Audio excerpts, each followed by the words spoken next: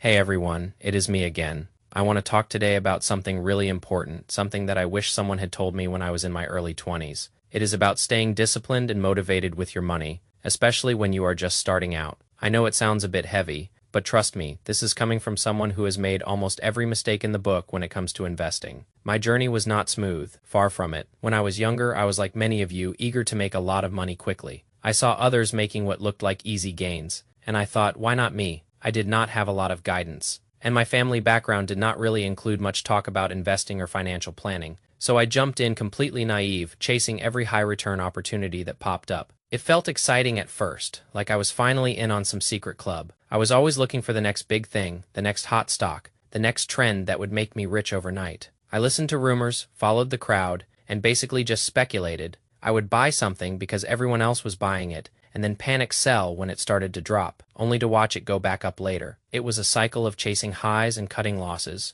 and mostly just losing. I remember one time I put a significant chunk of my savings, money I had worked really hard for, into a sure thing that a friend of a friend told me about. It promised huge returns in a short period. I did not do my research, I did not understand the risks, I just saw the potential profit. Well, that sure thing turned into a complete disaster. I lost almost everything I put in. It was a painful lesson. A real punch to the gut. That was not the only time either. I fell for scams that promised unrealistic returns, invested in volatile assets without any risk management, and made emotional decisions based on fear and greed. I pretty much did everything you are not supposed to do. I lost a lot of money, money that could have been used for so many other things, things that would have actually improved my life. There were moments of pure frustration and despair. I would look at my bank account, or what was left of it, and just feel this overwhelming sense of regret. It was not just the money. It was the time, the effort, the hopes I had attached to those investments. It truly felt like I had thrown away a significant portion of my early adult life savings. But those painful experiences, as hard as they were also my biggest teachers. They forced me to stop, to truly reflect, and to realize that my approach was completely wrong. I had to let go of that get-rich-quick mentality. It was not serving me, it was just emptying my pockets. After hitting rock bottom, financially speaking, I decided to take a different path. I started educating myself, not from internet gurus or whispered tips, but from legitimate sources. I read books, took courses, and slowly, painstakingly, started to build a real understanding of how investing and personal finance actually work. I learned about long-term strategies, diversification, risk assessment, and the power of consistent, steady growth. It was not glamorous, it was not fast, but it was real. I shifted my focus from trying to beat the market to simply participating in it wisely. I started saving consistently, even small amounts, and investing in low-cost index funds and other stable assets. I learned that slow and steady truly wins the race, especially when it comes to building wealth. Now, I am in a much better place. I am no longer chasing speculative gains or falling for flashy promises. My approach is disciplined, cautious, and focused on long-term financial health. I am not a financial expert, but I have been through the fire and I have come out with some valuable lessons that I want to share with you all. I do not want anyone else to go through the same financial pain I experienced. So today, I want to talk about 4 key principles that have helped me turn things around. 4 straightforward ideas that you can start applying right away to avoid the pitfalls I stumbled into. These are not magic bullets, but they are solid foundations for anyone looking to build a more secure financial future. First, let us talk about finding your motivation, something that can really fuel your discipline. For me, believe it or not, it was a chip on my shoulder. I want you to think about a time when someone doubted you. Genuinely doubted your abilities or your potential. Maybe they said it directly, or maybe it was implied. It could have been a friend, a family member, or even a teacher. Do not let the specific details matter too much. Just recall that moment. Feel that frustration, that determination to prove them wrong. That feeling, that internal fire, can be a powerful motivator. It is not the healthiest thing to hold on to resentment forever, and I am not suggesting that.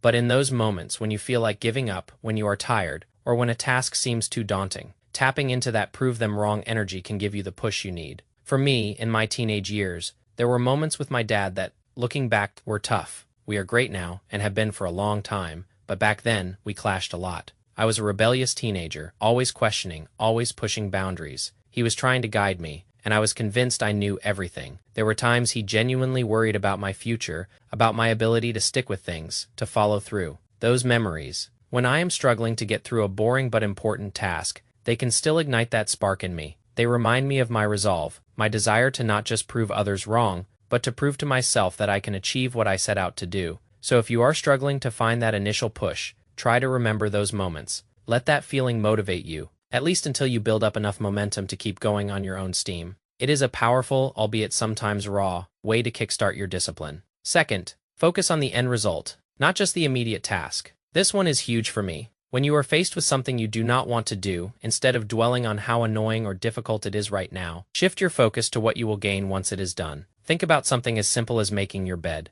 In the moment, it is just another chore. But the end result, a neat, tidy room, a sense of order, that is the payoff. Or take going to the gym. I often do not feel like going, especially when it is freezing cold outside. My body screams at me to stay home, warm and cozy. But I know the end result. I will feel better, stronger, more energetic. My clothes will fit better, I will have more confidence. The compliments are a nice bonus too. Of course, the immediate discomfort of the workout pales in comparison to the long-term benefits. I have never once left the gym regretting that I went. Never. I always feel better. Always. This applies so much to investing too. Putting money aside, especially when it feels like you are giving up something fun in the present, can be a drag. It is not always exciting to put money into a boring index fund. But, when you reframe it, when you think about that $300,000 potentially growing into millions over a few decades, that is the goal. It makes the discipline of consistent saving and investing so much easier to maintain. It is not about the sacrifice now, it is about the future you are building. What also helps me with this is thinking, what happens if I do not do this? What are the consequences of falling off track sometimes? The fear of missing out on those future benefits, or the fear of a less secure future, can be just as powerful as the desire for the positive outcome. This whole process, this focus on the end result, creates momentum. And momentum for me is everything. Once I get one thing done, no matter how small, it builds this desire to do more. It is like caffeine, but for productivity, it is a continuous loop, and I want to tackle the next. Of course, I have to mention that this all becomes much easier if you are doing something you are passionate about. If you can find work or investments that you genuinely love, then you are truly winning at life. Not everyone gets that luxury, and that is okay. Even with my own business, there are aspects I do not love, but it provides me with a great income. And that income allows me to invest and secure my future. And I love money, so I use these principles to keep myself going. Remember, life is not always rainbows and sunshine. There will be boring tasks, difficult choices, and moments when you just want to quit. But if you can consistently focus on the end result, on the bigger picture, you will find it much easier to stay disciplined. Third, incentivize yourself. This is so crucial. When you complete a task, especially a difficult or boring one, reward yourself. It does not have to be anything grand or expensive. For me, after a long day of sales calls and dealing with accounting tasks, I might allow myself a couple of hours to play video games, or watch a movie, or go out for a nice dinner. It is about creating a positive feedback loop. You work hard, you get a reward. This trains your brain to associate completing tasks with something pleasurable. Even as an entrepreneur, I sometimes have to treat my work like a 9-to-5 job, setting those clear boundaries and rewards. It is about building that structure for yourself. You are your own boss, so you have to be a good one. One who motivates with rewards, not just demands. Figure out what motivates you, what small pleasures you can use as incentives. It could be anything: a coffee, a short break, listening to your favorite music, anything that brings you a little joy and acts as a pat on the back for a job. Well done. Fourth, have a general rough routine. This has been a game changer for me, especially as I get older. Life only gets busier, more complex, and more demanding. The sooner you establish even a loose routine, the better your life will become. A routine is not about rigid adherence to a schedule every single minute of every day.